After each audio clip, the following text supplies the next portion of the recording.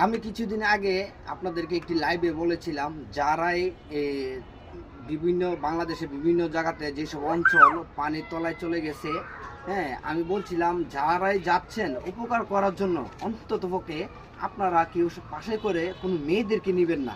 হ্যাঁ, বিনিময় কি হলো, কিছুদিন আগে আমি একটা ভিডিওতে দেখলাম মেয়েরা গেছে প্রাণ বিতরণ করার জন্য। প্রাণ বিতরণ করতে গিয়া দেখা যাচ্ছে কি তারা ফেনী অঞ্চলে গিয়ে আসা কিন্তু গিয়ে প্রাণ বিতরণ করতে গিয়া মানুষকে উপকার করতে গিয়ে তারা সে বন্যার যে জায়গায় মানুষ অনেক ক্ষতিগ্রস্ত হয়েছে সেখানে গিয়ে তারা পিকনিক শুরু করছে।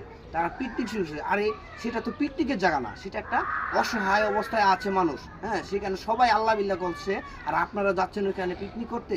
ভাই, আপনাদের কি বলবো, একটি এই বেশি কথা বলার না, একটি কথা বলতে চাই, আপনারা যারাই ওইখানে যাচ্ছেন এবং পাশে কোনো মেয়েদেরকে নেবেন না।